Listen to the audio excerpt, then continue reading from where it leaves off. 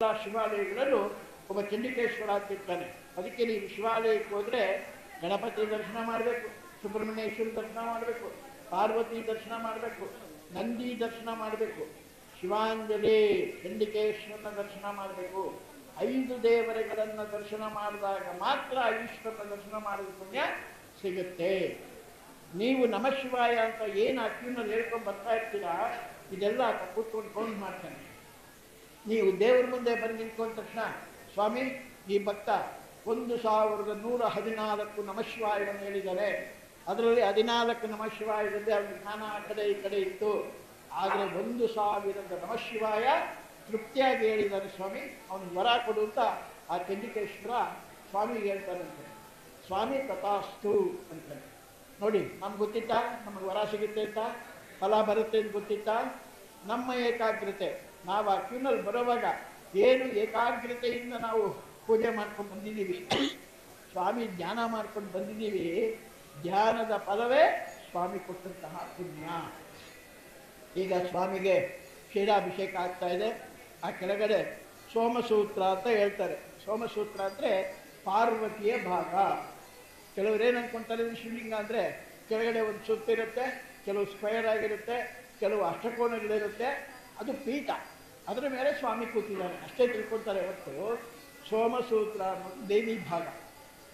ಯಾ ದೇವಿ ಸರ್ವಭೂತೇಷು ವಿಷ್ಣುಮಾಯೇತಿ ಸಂಸ್ಥಿತ ನಮಸ್ತಸ್ಯೈ ನಮಸ್ತಸ್ಯೈ ನಮಸ್ತಸ್ಯೈ ನಮೋ ನಮಃ.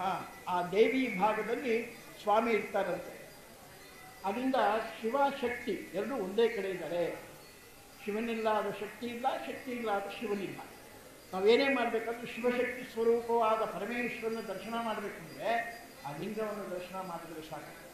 ಆ ಸೋಮಸೂತ್ರದ ಭಾಗದಲ್ಲಿ ಸೂರ್ಯನಾರಾಯಣ ಸ್ವಾಮಿ ಪೂಜೆ ಮಾಡ್ತಾ ಇದ್ದಾನೀಗ. ಅಂದರೆ ಅನುಜ್ಞೆ ಪಡೆದಾಯಿತು ನಂದಿ ಹತ್ರ, ನಂದಿಯಿಂದ ಗರ್ಭಗೃಹಕ್ಕೆ ಬಂದಾಯಿತು. ಗರ್ಭಗೃಹದಲ್ಲಿ 2 ದ್ವಾರಪಾಲಕರಿರ್ತಾರೆ. ಆ ದ್ವಾರಪಾಲಕರ ದರ್ಶನ ಮಾಡಾಯಿತು, ಅವ್ರ ಅನುಜ್ಞೆ ಪಡೆದಾಯಿತು. ನಾವು ಮಿನಿಷನ್ ನೋಡಬೇಕು ಅಂದರೆ ಈಚೆ ಕಡೆ ಇರೋ ಪರ್ಮಿಷನ್ ತಗೊಳ್ಬೇಕು, ಅವ್ರ ಪರ್ಮಿಷನ್ ತಗೊಳ್ಳೋಕ್ಕೆ ಪೊಲೀಸವ್ರ ಪರ್ಮಿಷನ್ ತಗೊಳ್ಬೇಕು. ಯಾಕೆಂತ ಒಂದು ಕಾಯ್ದೆ, ಒಂದು ವಿಧಿ. ಆ ವಿಧಿಯಾಗಿ ನಾವು ಹೋದಾಗ ನಂದಿ ಹೇಳ್ತಾರೆ, ಸ್ವಾಮಿ ಸೂರ್ಯ ಭಗವಂತ ಇವತ್ತು ನಿಮ್ಮ ಪೂಜೆಗೆ ಬಂದಿದ್ದಾನೆ, ಅವನ್ನ ಕಳಿಸ್ಕೊಟ್ಟಿದ್ದೀನಿ ಒಳಗಡೆ, ತಾವು ದಯಮಾಡಿ ಆ ಪೂಜೆಯನ್ನು ಸ್ವೀಕರಿಸಿ. ಪೂಜೆಯನ್ನು ಸ್ವೀಕರಿಸಿ ಅವನಿಗೆ ಏನು ವರವನ್ನು ಕೇಳ್ತಾನೋ ಅದನ್ನು ದಯಪಾಲಿಸಿ. ಆಗ ಸ್ವಾಮಿ ಏನು ಮಾಡ್ತಾರೆ, ಚಂಡಿಕೇಶ್ವರ ನೋಡ್ತಾರೆ. ಚಂಡಿಕೇಶ್ವರ ಏನೇನು ಪುಣ್ಯ ಮಾಡಿದ್ದಾನೆ ಇವನು, ಎಷ್ಟು ಹಾಲು ಅಭಿಷೇಕ ಮಾಡಿದ್ದಾನೆ, ಎಷ್ಟು ಪತ್ರೆಗಳನ್ನು ಅರ್ಪಣೆ ಮಾಡಿದ್ದಾನೆ, ಎಷ್ಟು ಹೂವನ್ನು ಹಾಕಿದ್ದಾನೆ. ಈ ಎಲ್ಲ ಲೆಕ್ಕವನ್ನ ಚಂಡಿಕೇಶ್ವರ ಕೊಡ್ತಾನಂತೆ.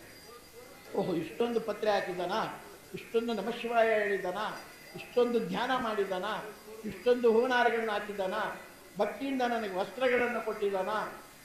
ಬಹಳ ಸಂತೋಷ ಆಯಿತು ಚಂಡಿಕೇಶ್ವರ.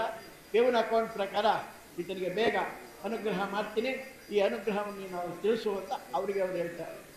ಆಗ ಚಂಡಿಕೇಶ್ವರ ಹೇಳ್ತಾರೆ, ಶಿವಾಂಜಲಿ ಕೃತಂ ಚಂದಂ ಶಿವಧ್ಯಾನ ಪರಾಯಣಂ ಶಿವಾಚ ಫಲದಾಕಾರಂ. ಶಿವನ ಫಲವನ್ನು ಯಾರಪ್ಪ ಕೊಡ್ತಾರೆ? ಚಂಡಿಕೇಶ್ವರ ಕೊಡ್ತಾನೆ. ಆ ಚಂಡಿಕೇಶ್ವರಿಗೆ ಬಹಳ ವಿಶೇಷವಾದ ಧ್ಯಾನ ಶ್ಲೋಕ ಇದೆ.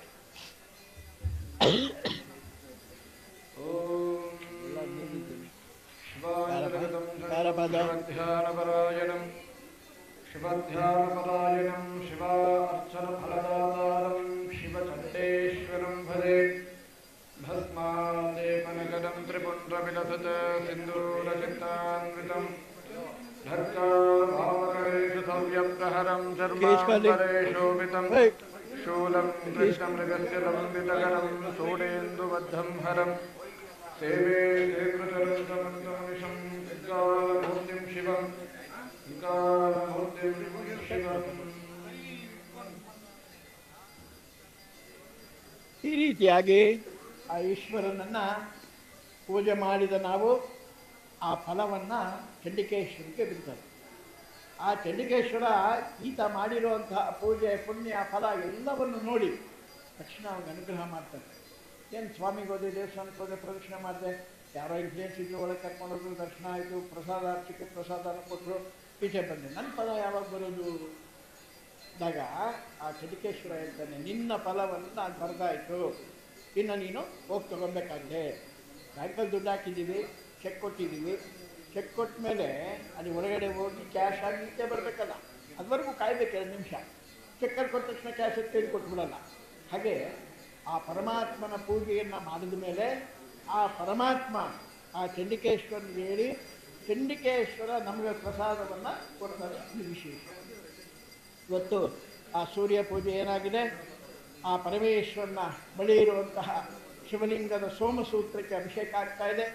ಸೋಮಸೂತ್ರದಿಂದ ಕ್ಷೀರಧಾರೆ ಆಗ್ತಾ ಇದೆ. ಕ್ಷೀರಧಾರೆ ಅಂದರೆ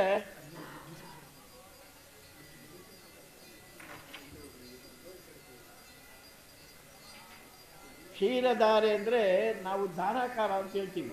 ಈಗ ಯಾರಾದರೂ ಒಂದು ಗ್ಲಾಸ್ ನೀರು ಕೊಡ್ತಾರೆ, ಆ ನೀರನ್ನು ಏನು ಮಾಡ್ತಾರೆ, ಕೆಲವರು ಘಟ ಘಟ ಘಟ ಅಂತ ಕುಡಿದ್ಬಿಡ್ತಾರೆ. ಅದು ಧಾರೆ. ಸ್ವಲ್ಪ ಸ್ವಲ್ಪ ಸ್ವಲ್ಪ ಸ್ವಲ್ಪ ನಿಧಾನವಾಗಿ ಕುಡಿತಾರೆ. ಅದು ನಿಧಾನವಾಗಿ ಕುಡಿಯುವಂಥದ್ದು ನಿಧಾನ ಪ್ರಸಿದ್ಧ. ಹಾಗೆ ಧಾರಾಕಾರವಾಗಿ ಸ್ವಾಮಿ ಮೇಲೆ ಬೀಳುವಂಥ ಏನು ಕ್ಷೀರಧಾರೆ ಇದೆ,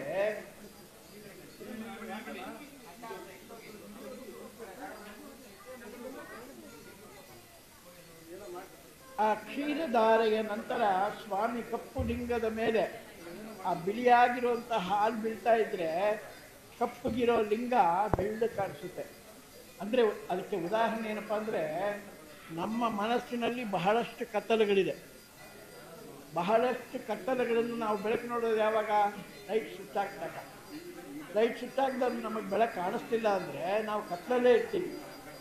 ಹಾಗೆ ಕತ್ತಲು ತುಂಬಿಸಿದ ಮನಸ್ಸನ್ನು ಆ ಕ್ಷೀರಧಾರೆಯನ್ನು ಲಿಂಗದ ಮೇಲೆ ನಾವು ಹಾಕುವಾಗ ಸ್ವಾಮಿ ಬೆಳ್ಳಿಗೆ ಕಾಣಿಸ್ತಾರೆ. ಅದರ್ಥ ಏನು? ನಮ್ಮ ಮನಸ್ಸಿನ ಕತ್ತಲು ದೂರವಾಗಿದೆ. ನಾವು ಈಗ ಬೆಳಕಿನಲ್ಲಿ ನೋಡ್ತಾ ಇದ್ದೀವಿ, ಬೆಳಕನ್ನು ಅನುಸರಿಸಿದ್ದೀವಿ. ಎಲ್ಲಪ್ಪ ಕೀ ಅದು ಮಾತಾಡಬೇಡಿ, ಇನ್ನು ಕೀ ಕೇಳೋದು ನಾನು ಮಾತು ಬಿಟ್ಬಿಡ್ತೀನಿ. ಆ ಬೆಳಕಿನಲ್ಲಿ ಶಿವನನ್ನು ನೋಡುವಾಗ ನಮಗೆ ಸ್ವಾಮಿ ಕಾಣಿಸ್ತಾ ಇದ್ದಾನೆ.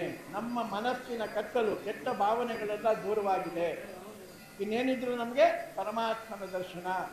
ಆ ರೀತಿಯಾಗಿ ತನ್ನ ದಕ್ಷಿಣಾಯಣದ ಎಲ್ಲ ಪಾಪದ ಪುಣ್ಯದ ಗಂಟೆಗಳನ್ನೆಲ್ಲ ಒದ್ಕೊಂಬಂತಹ ಸೂರ್ಯ ಭಗವಂತ ಈಶ್ವರನಿಗೆ ಕ್ಷೀರೋದಾರಣವ ಸಂಭವ. ಆ ಕ್ಷೀರಾಭಿಷೇಕ ಮಾಡುವಾಗ ಕಪ್ಪಿಗಿರೋ ಲಿಂಗ ಬೆಳ್ಳಿಗೆ ಕಾಣಿಸ್ತಿದೆ ಎಂದಾಗ ಎಷ್ಟು ವೈಶಿಷ್ಟ್ಯತೆ ಇದೆ. ಆ ರೀತಿಯಾಗಿ ಆ ಶಿವನನ್ನು ಈಗ ಅರ್ಚಕರು ಮಂಗಳಾರತಿ ಮಾಡ್ತಿದ್ದಾರೆ. ಯಾರಿಗೆ ಮಾಡ್ತಿದ್ದಾರೆ? ಸರ್ವಮಂಗಳ ಮಾಂಗಲ್ಯೆ ಶಿವೇ ಸರ್ವಾತ್ಮ ಸಾಧಕೆ ಶರಣ್ಯೇ ತ್ರ್ಯಂಬಕೆ ಗೌರಿ ನಾರಾಯಣಿ ನಮೋಸ್ತುತೆ. ದೇವಿ ನಾರಾಯಣಿಯನ್ನು ಪ್ರಾರ್ಥನೆ ಮಾಡಿ ಪಾರ್ವತಿಯ ಅನುಗ್ರಹವನ್ನು ಪಡೆದು ತದನಂತರ ಶಿವನ ಹತ್ರ ಹೋಗ್ಬೇಕು. ಅಂತಹ ವೈಶಿಷ್ಟ್ಯತೆ. ಆ ಶಿವನ ಪೂಜೆ ಆಗ್ತಾ ಇದೆ, ಮಂಗಳಾರತಿ ನಡೀತಿದೆ. ಅರ್ಚಕರು ಶ್ರೀಕಂಠ ದೀಕ್ಷಿತರು ಸ್ವಾಮಿಗೆ ಕರ್ಪೂರ ನೀರಾಜನವನ್ನು ಮಾಡಿ ಎಲ್ಲರಿಗೂ ಭಗವಂತ ಈ ಲೋಕಕ್ಕೆಲ್ಲ ಕ್ಷೇಮವನ್ನು ಕೋರಲಿ ಅಂತೇಳಿ ಹೇಳಿದ್ದಾರೆ. ಇವತ್ತು ವಿಶೇಷವಾಗಿ ಪ್ರಕೃತಿಯ ದೋಷದಿಂದ ಇಲ್ಲ ನಮ್ಮಗಳ ಅರ್ಧ ಪುಣ್ಯದಿಂದ ಆ ಮೂಲಮೂರ್ತಿ ಪೂಜೆಯನ್ನು ಮಾಡಿದ ಶಿವನನ್ನು ದರ್ಶನ ಮಾಡಬಹುದೇ ಹೊರತು ಆ ಸೂರ್ಯ ಪೂಜೆಯನ್ನು ನಾವು ನೋಡಲಿಕ್ಕಾಗಲಿಲ್ಲ. ಆದ ಕಾರಣ ಯಾರೂ ಬೇಜಾರು ಮಾಡ್ಕೊಂಡಿರ, ಮನಸ್ಸಿನಲ್ಲಿ ಚಿಂತಿಸ್ದಿರ. ಏನು ವಿಶೇಷವಾಗಿ ಸೂರ್ಯ ಪೂಜೆಯ ನಂತರ ಮಹಾಭಿಷೇಕ ನಡೆದಿದೆ, ಆ ಮಹಾಭಿಷೇಕದ ನಂತರ ಎಲ್ಲರೂ ಸಾಲಾಗಿ ಬಂದು ಆ ಪರಮಾತ್ಮ ಮೂಲಮೂರ್ತಿಯನ್ನು ದರ್ಶನ ಮಾಡಿ ಇಷ್ಟೊತ್ತು ನಾವು ಏನು ಆ ಕ್ಷೀರಾಭಿಷೇಕವನ್ನು ಸ್ವಾಮಿಗೆ ಮಾಡಿ ಆ ಎಲ್ಲ ಕ್ಷೇತ್ರವನ್ನು ತಮಗೆ ತೀರ್ಥ ಮುಖಾಂತರವಾಗಿ ಕೊಡ್ತೀವಿ.